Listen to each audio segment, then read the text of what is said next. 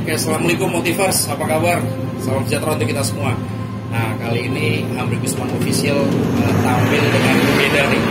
Kita hari ini ada di Banda Aceh, ada di Cafe Daud nih. Nah, di lantai 2 Hotel Riyadh.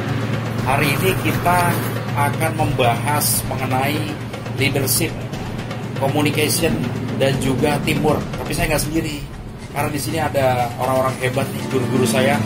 Ada Pak Dr. Suyoto. Apa kabar Kang Yoto? Kang Yoto ini adalah Bupati Bojonegoro 2008 sampai 2018 dan beliau terkenal menurunkan kemiskinan Bojonegoro. Nah, luar biasa ya. Lalu ada juga ini guru saya satu lagi, Bapak Dr. Sony Armadi. Apa kabar Pak Sony? Baik. Nah, Pak Sony ini juga guru saya, Ketua Koalisi Kependudukan dan juga dosen digital kreatif ITS.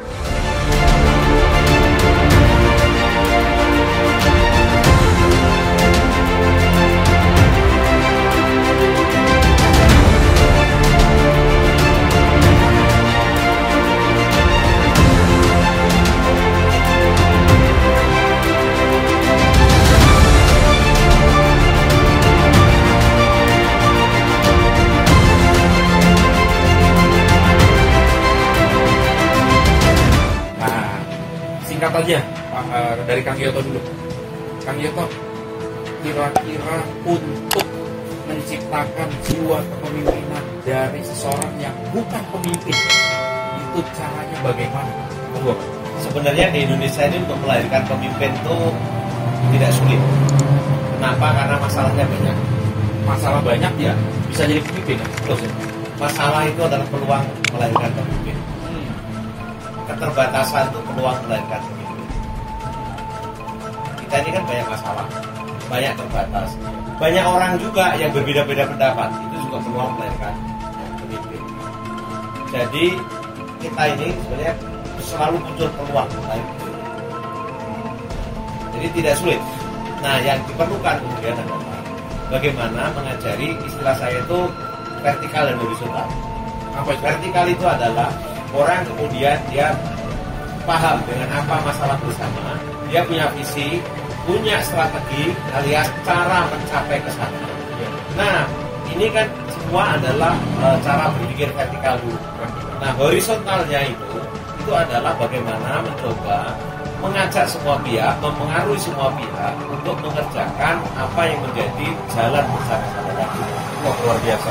Jadi singkatnya, kalau seseorang berhasil memiliki suatu konsep, tujuan yang jelas, dan juga dia bisa mempengaruhi ya kan? Ya, mempengaruhi masyarakat, dia akan sukses jadi pemimpin. Ya, dia itu artinya pemimpin. Ya. Karena apa? Pemimpin itu adalah dia menemukan perasaan bersama, pikiran bersama, tantangan bersama. Itu kan artinya dia care pasti dong ya kehidupan bersama. Lalu dia tahu akhirnya dia bersama-sama bisa berhasil merumuskan itu loh, arahnya ke sana, jalannya begini, dan ayo kita sama-sama. Ya, kenapa? Karena ingat lagi keterbatasan, kekurangan, banyak problem, gitu kan? Nah, kalau problem itulah yang buat. Karena itu supaya tidak konflik, orang diajak bersama-sama. Ya, luar biasa. Jadi sebenarnya segampang itu untuk menjadi seorang pemimpin, tapi dengan syarat itu ya Kak, harus punya konsep, harus punya visi, dan harus memiliki kemampuan menggandeng. Ya, dan karena itulah kemudian dia dari skala paling kecil dia bisa bikin tembok lah. Ya. Lalu berikutnya adalah yang paling mendasar lagi adalah kemampuan komunikasi. Ya. Dan yang paling utama itu komunikasi interpersonal dan intrapersonal. Komunikasi antar orang, tapi intra dia juga bisa berkomunikasi dengan dirinya. Karena pemimpin akan selalu dituntut untuk mengupdate template dalam berpikirnya. Ya, dia selalu harus update softwarenya. Kenapa? Karena kalau dia tidak update software, dia tidak adaptable, dia tidak inovatif. Nah, karena itulah kemampuan komunikasi intrapersonal maupun interpersonal itu menjadi fondasi awal. Bahwa dulu kan kita bayangkan pemimpin yang hebat itu adalah yang bisa public communication. Dulu tuh, sekarang tidak terlalu itu yang paling muncul. Di era di mana sekarang digital seperti ini, semua serba mungkin. Karena itu justru yang paling utama adalah membangun fondasi intrapersonal dan interpersonal. Luar biasa, kombinasi yang mantap ya. Nah, sekarang Pak Sony, kalau konsep kepemimpinan bisa dijalankan sesederhana itu, kenapa di negara kita masih krisis kepemimpinan, krisis suri teladan, padahal kan pemimpin nggak sama nih istilahnya. Tapi kenapa pemimpin yang sekarang diberi amanah apapun ya di berbagai sektor itu belum bisa mengoptimalkan capaian hidup atau capaian tujuan? Kira-kira gimana menurut Pak Dr. Sony? Ya, yang pertama sebetulnya pasti kita sudah punya pemimpin yang hebat, ya. Tapi karena kita ini juga besar ya, masalah kita juga banyak, sehingga semua harus diselesaikan secara bertahap. Lalu kemudian yang kedua, memang masyarakat kita kan plural ya, kompleks dalam kebijakan apapun. Satu kebijakan diambil berlaku untuk semua orang dengan preferensi yang beragam, ya. Sehingga kan tidak mudah untuk menemukan satu formulasi kebijakan yang mampu memuaskan banyak orang. Sehingga memang dibutuhkan tadi dibutuhkan kemampuan untuk bisa berkomunikasi dengan semua. Nah, ke depan memang kita berharap akan lahir yang hebat ya sekarang. Tapi pemimpin hebat itu biasanya dilahirkan, bukan diciptakan. Jadi dia itu punya kemampuan untuk memimpin berdasarkan pengalaman proses yang dia lakukan. Harapan kita juga pemimpin kita itu menjadi pemimpin semua, bukan cuma pemimpin dari sebagian orang. Nah, itu dia. Jadi menarik kan dari statement dari Pak Dr. Sony, harapannya kita bisa memiliki pemimpin untuk semua. Tapi itu kecil kemungkinan kan, karena instrumen kepemimpinan di Indonesia ini masih memungkinkan kita terkotak-kotak, entah itu partai politik, entah itu lembaga-lembaga lain. Sekarang poin terakhir kan, bagaimana seorang pemimpin bisa memainkan fungsi teamwork agar itu tadi bisa menjadi pemimpin untuk semua. Kan itu sulit kan? Gimana kira-kira?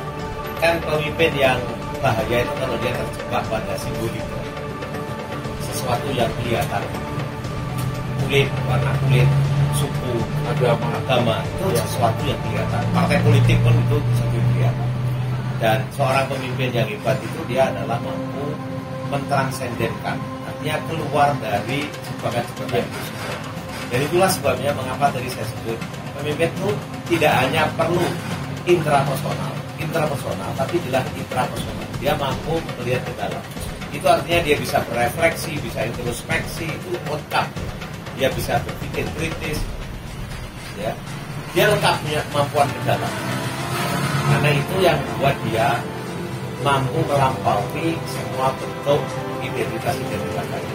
Gak ada masalah kok dengan identitas. Kita ini konsep Bhinneka Tunggal Ika itu memang dibuat justru untuk mengakui berbagai identitas. Nah, yang masalah itu kalau Anda mengakui adanya tapi berniat mencelakakan, berniat untuk merendahkan, berniat untuk mengekspansi, berniat ngakali, itu ya nggak boleh. Ya. Karena itu, kenapa bahayanya kalau orang itu sudah membeda-bedakan, dia nggak bisa mendengar siapa, dan dia tidak akan menjadi seorang yang inovatif. Kenapa? Karena dia tidak bisa menjadi pendengar yang baik, dan ujung-ujungnya dia nggak bisa jadi pelayan bagi semua orang, tapi dia akan cenderung menjadi penguasa bagi orang. Padahal di era demokrasi yang diperlukan adalah orang-orang yang bisa melayani, tapi juga punya visi dan melakukan perubahan dan transformasi besar. Ya, harapannya begitu ya. Nah, Pak Sony, kira-kira dengan pluralisme dari 271 penduduk negara kita 17.000 pulau, kapan kira-kira momentum bahwa negara kita ini bisa memiliki pemimpin yang bisa memahami arti keselarasan dan juga itu tadi bisa mendekati ideal, bisa memimpin untuk semua. Nah, tapi kira-kira konsep yang bagaimana sih yang belum atau perlu ada di negara kita? Gimana? Setiap masa itu ada tantangan. Ya. Jadi setiap pemimpin ada masanya, ya. Setiap masa ada pemimpinnya. Setiap tantangan tadi tentu membutuhkan karakter pemimpin yang berbeda-beda, cara kepemimpinannya juga. Ke depan kita semakin cepat berubah. Dalam 20 tahun terakhir jauh lebih cepat berubah yang terjadi di dunia ini.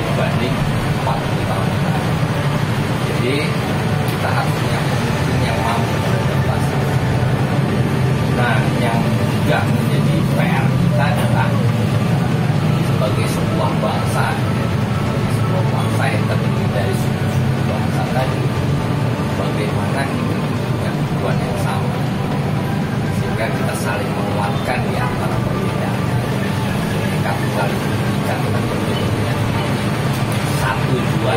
Jadi berbeda adalah sebuah anugerah, tapi satu itu adalah sebuah kewajiban. Iya. Depan kita punya pemimpin yang mampu untuk menyatukan tujuan kita melangkah dalam 100 tahun Indonesia merdeka. Iya. Artinya tetap karena kita ini negara yang kepulauan yang sangat banyak, harus pemimpin yang memiliki wawasan kebangsaan ya.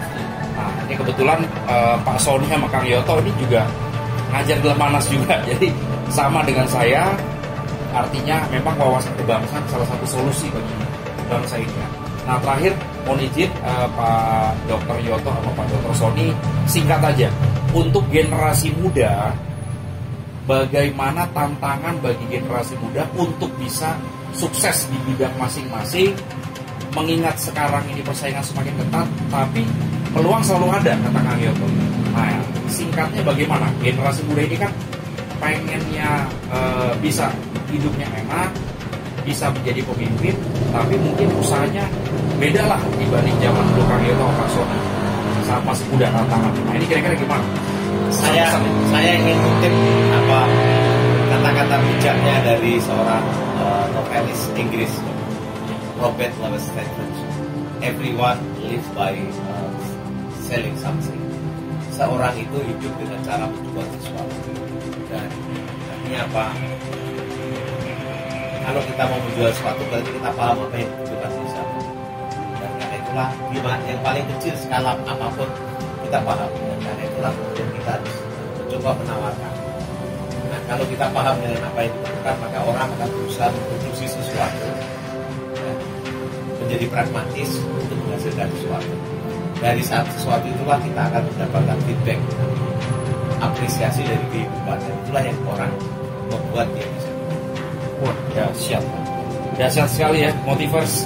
Jadi Kang Yoto ini menginspirasi kita ilmu personal branding.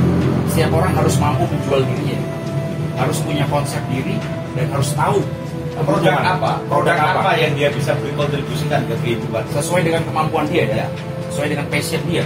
Nah, luar biasa ya. Nah, mohon izin Pak Sony, terakhir pesan untuk generasi muda supaya bisa memenangi persaingan dan tentunya diharapkan generasi muda bisa jadi pemimpin di masa yang datang. Silakan Pak Sony. Yang pertama, sebenarnya bukan cuma daya saing, kita juga harus memiliki daya sanding. Daya sanding, Competitiveness itu penting, tapi cooperativeness itu jauh lebih penting.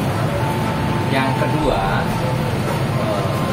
yang namanya berdaya saing itu, kalau kita mampu membuat sesuatu yang orang lain tidak mampu, atau kita mampu membuat sesuatu yang orang lain mampu, tapi kita tidak. Jadi itu dua hal kecil.